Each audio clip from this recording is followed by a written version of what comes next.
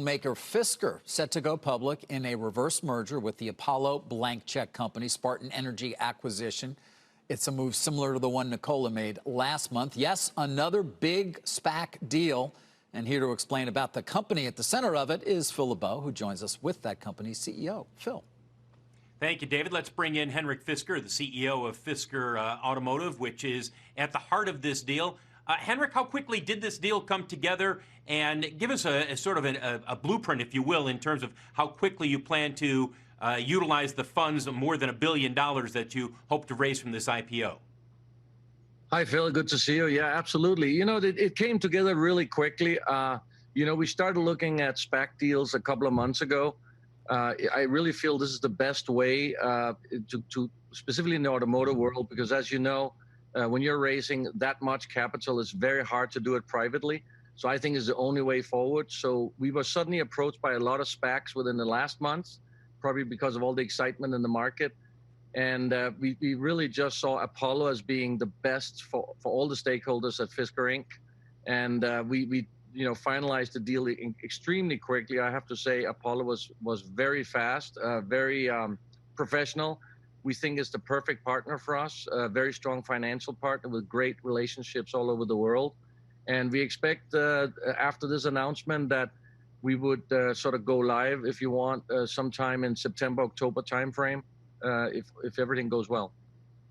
But Henrik, let's be honest here. Fisker Incorporated has no revenue. You don't have a product. You won't have a product at least until 2022. Why should investors invest in this company? Why should investors say, you know what, this is worth plunking down, I don't know, a couple $1,000 because we believe in the future of electric vehicles?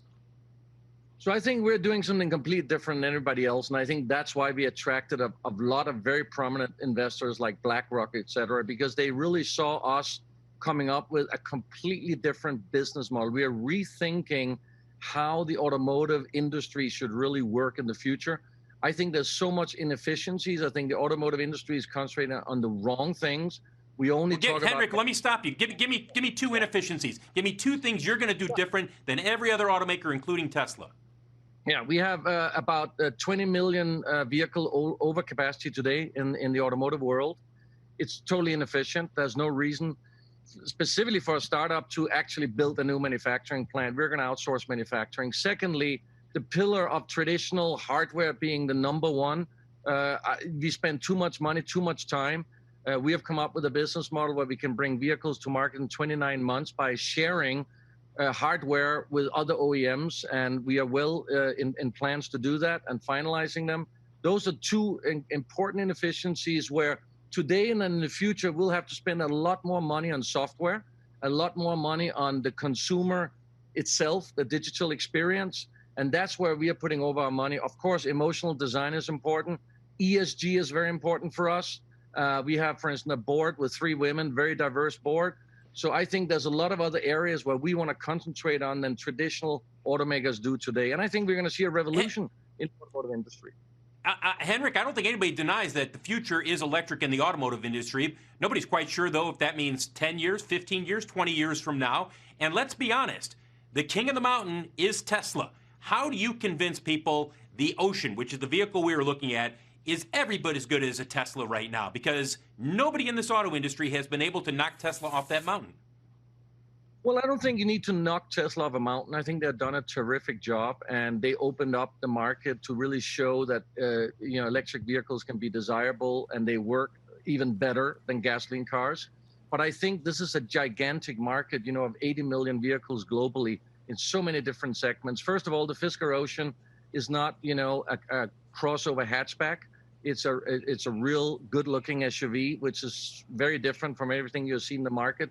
Secondly, we have a very unique flexi lease model where you can actually lease this vehicle and give it back anytime. So we have a completely different value proposition. And finally, we really are aiming at making the world's most sustainable vehicle. And I think young people who today are coming into, or maybe in 2 or 3 years are getting into the market of electrification, they're going to look also about what the company does to help the world, to become a better world, a cleaner world.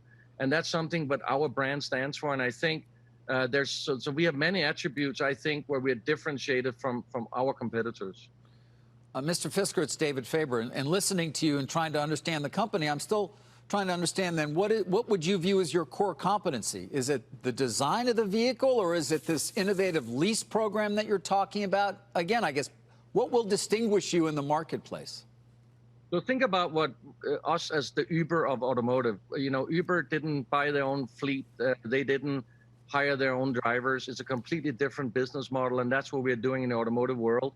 We're offering a flexible lease where you can give back your car after a month. There is no new cars you can do that. You have to sign up for 36 months. We think the young generation of buyers do not want this commitment of 3 years. So yes, that's a very big part, the consumer experience. Design, exterior and interior design, the user interface, I think that's where the real key is to the future in automobiles. I don't think the young people in the future are going to talk about the name of the brakes, how many valves per cylinder, if it's a 5-speed or 6-speed manual. Those are the old days. The young generation, you know, a young person today, their first drive in a car, independent of their parents, is probably not in a 5-speed manual coupe from their parents, but rather in the backseat of an Uber. They have mobility at the fingertips. They have a completely different view of mobility is.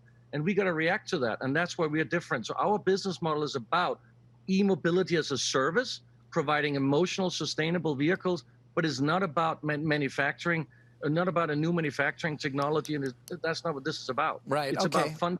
But and back to sort of Phil's initial question. Now, on executing on this vision you've now raised $500 million through a pipe, another $500 million. I mean, you've got some money, but how long is it going to last you, given how much you're burning? So that's the very interesting part. You know, I might be one of the only ones who actually started a car company before, so a lot of lessons learned. And we have created this asset-light business model. A lot of collaborations are either done or on final making. So we actually, with the 1.1 billion about money we have, we also took money in, of course, in the C round here a week ago. We have enough money to get all the way to start a production. We don't need to raise any more equity until we start production of the Fisker Ocean. Henrik, it's Morgan. I'm glad you just brought that up because you are no stranger to the electric vehicle market. I mean, you started Fisker Automotive back in, 2007 and ended up filing for bankruptcy in 2013. Cost taxpayers almost $140 million. Got a lot of attention at the time.